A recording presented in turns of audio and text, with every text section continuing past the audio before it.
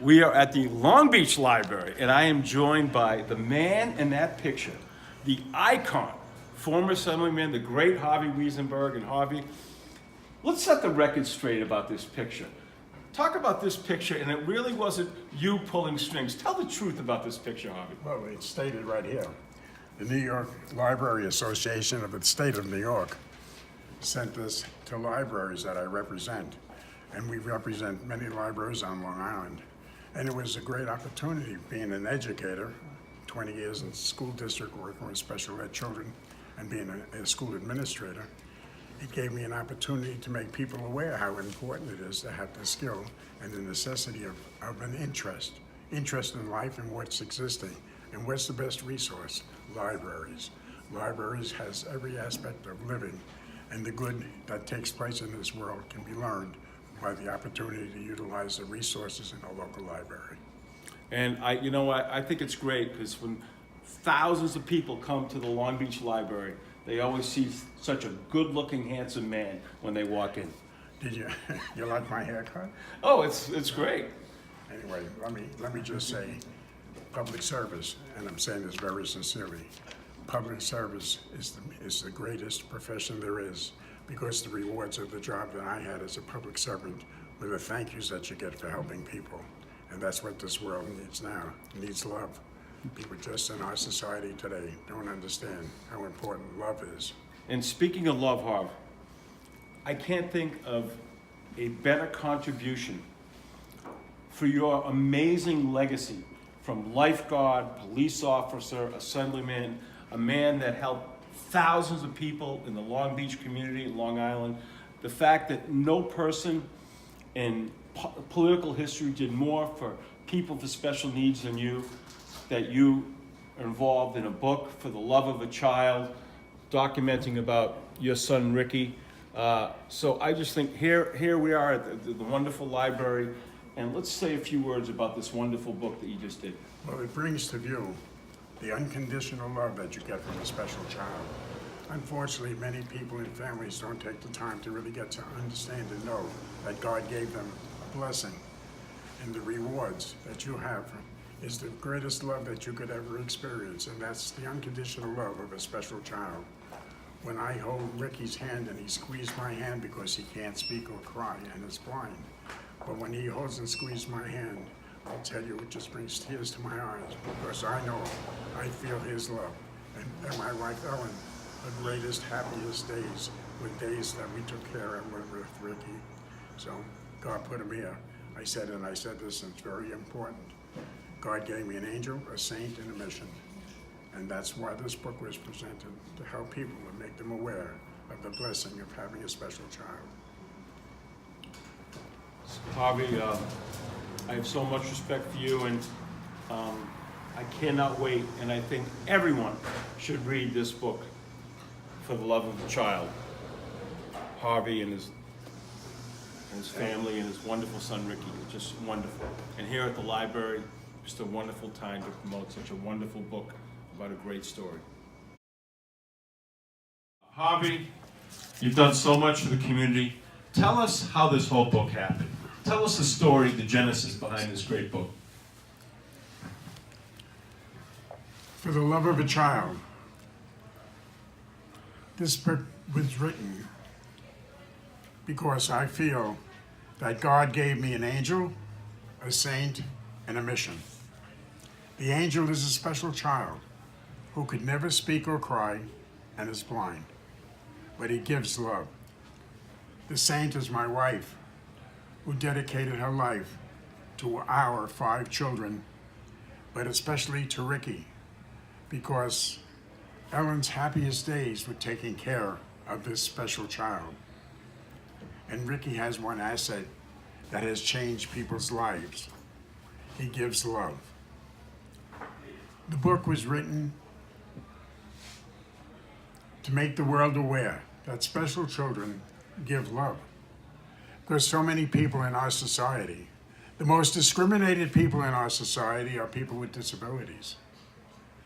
And so many people don't take the time to really understand that God, and I say this very sincerely from my own life experience, has given me more love than, it's called unconditional love. That if you take the time to understand and see why God put the population here of need, then you have an understanding what life is really all about and what love is. And there's a love that I'm going to share with you. It's called unconditional love. And I can share this with you because of my own life experience, taking care of Ricky. Ellen's happiest days were taking care of Ricky because she felt his love. After Ellen passed away 3 years ago, and I'm taking care of Ricky and being with him, I was holding his hand and feeding him. And I was telling Ricky how much Mommy loved you and how much I love you. And you're such a good boy. And he squeezed my hand. And I felt like something from heaven went through my body. And I started to cry because I never had that feeling before in my life. And I wanted people to understand why our families and so many people are in denial and really don't understand that God put special people here. And what we have to do in our society is to learn to appreciate, give love and support to those people who are challenged. And this is interesting because the two people with me, Cliff and James, and many people that I have known, being a special ed teacher and a school administrator for 20 years, being a police officer, and I was a PBA president in Long Beach, being a lifeguard on the beach. I utilized all the resources and opportunities that I had in my life to be able to direct what I have learned in life, to be able to use to help people with disabilities. What a wonderful story to be told. And in this book, For the Love of a Child, this book is now international. People from out of the country. I mean, there's a story to be told about a youngster who, when Ricky went to a camp where they have a one-on-one from somebody from other countries taking care of them. And I'm saying this to you because it's worth hearing, because it's unbelievable.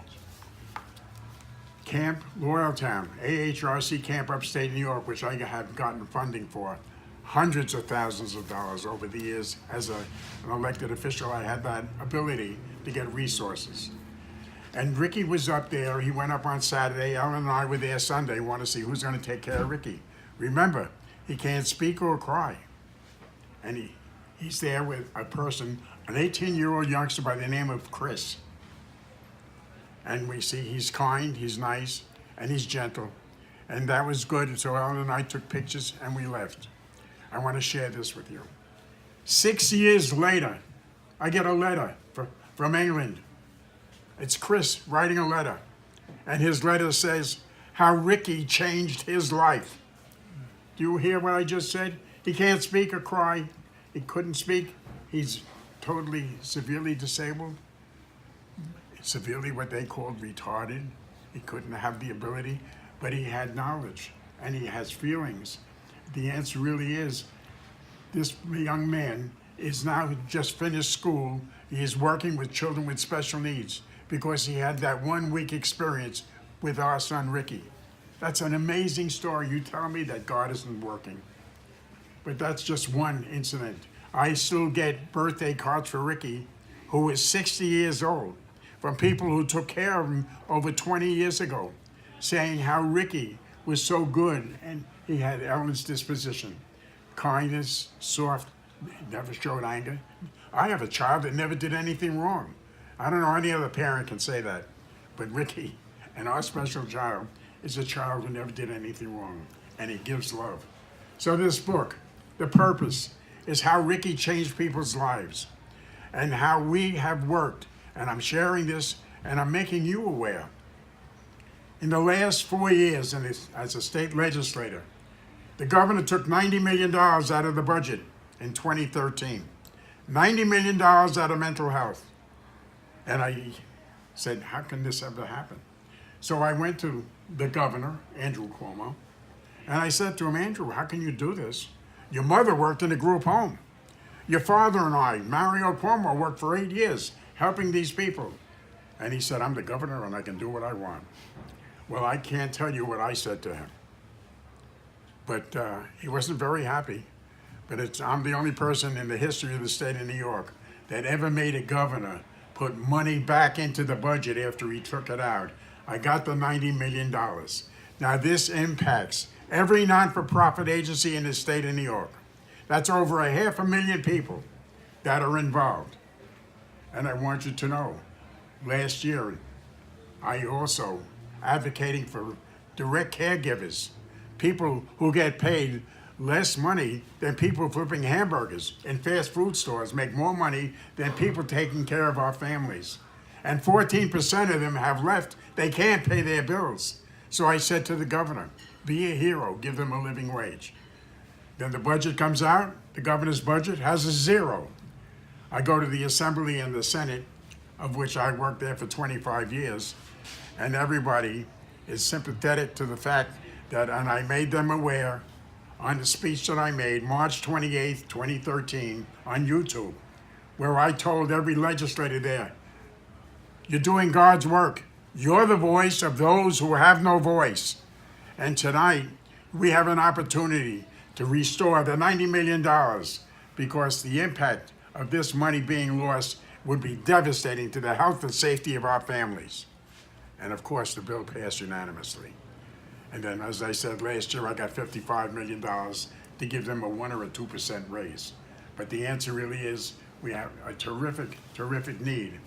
And we have to make people aware. If you look at the #1 problem in our country today, what are they saying?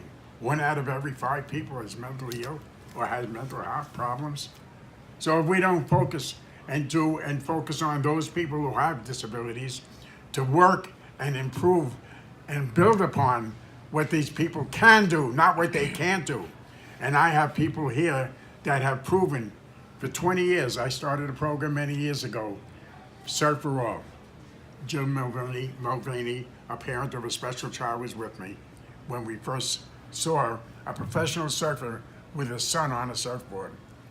And when I came back to Long Beach the next year, I hosted it at home in Long Beach. And now 20 years later, we have a program that's nationally is known, it's admired and respected because we're doing impossible things. And last year, with Cliff Scooten, we opened up a surf camp for special children to teach them how to surf and to have a life experience that nobody ever thought could happen. And it's an amazing program that Cliff will define with you. But I want you to also know what we have with James. And we have a story to be told there. James, this is a good story. I have to tell this.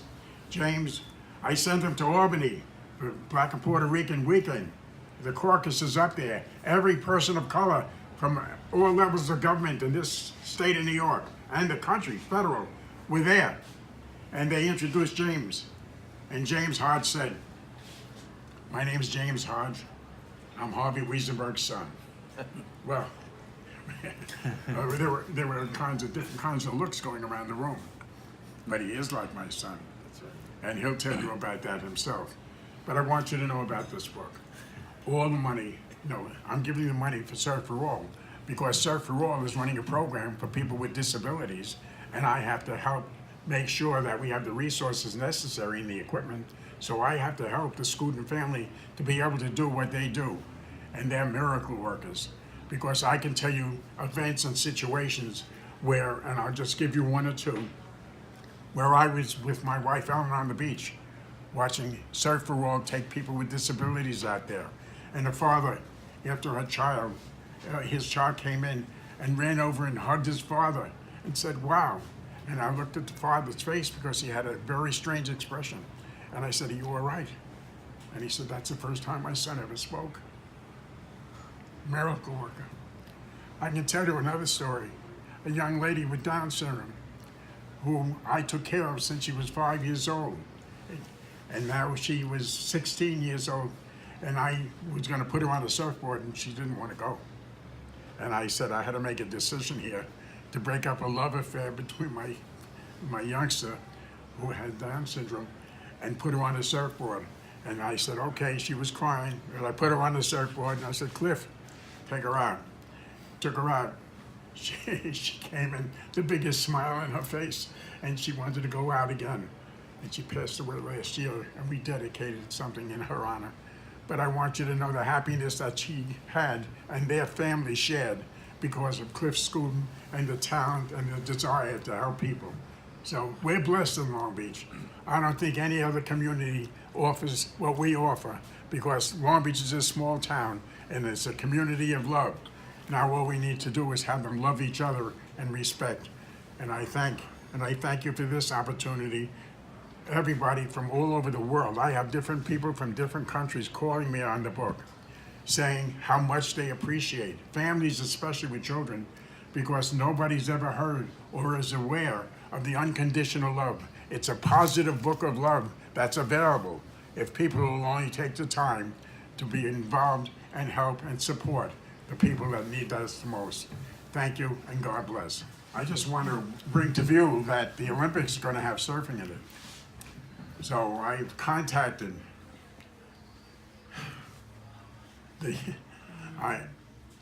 we're trying to get Special Olympics to be able to, if they're gonna have an Olympic event, I want a Special Olympic event, because I told people at the highest level in Schenectady that Long Beach has 20 years of experience with professional volunteer surfers who've taken people with disabilities out. And we should be the home host for a model program for Special Olympics surfing, and it should be in Long Beach. We not only have the ocean and we have a community, but we have the people here who have given many years of their life and their experience to be able to meet the needs of those with disabilities, to be able to be welcome to our community. And we send them donations, and yet I can't get any kind of definite answer. But we did have contact, verbal contact, to thinking about Special Olympics and tell me a better place in this country than what we have in Long Beach. So I'm hoping that there will be some kind of a future, because nobody's better to be able to host this than the students and the family and the people that work with us. One more thing that people will not believe, but I'm down there because I'm working. I'm still a lifeguard on the beach. By the way, I'm going to let you know how Cliff really got involved, because he was a lifeguard and he was sitting on the beach, and I said, if you want to still remain a lifeguard, I'm not going to certify you unless I get your body out there with a kid. And he said, okay.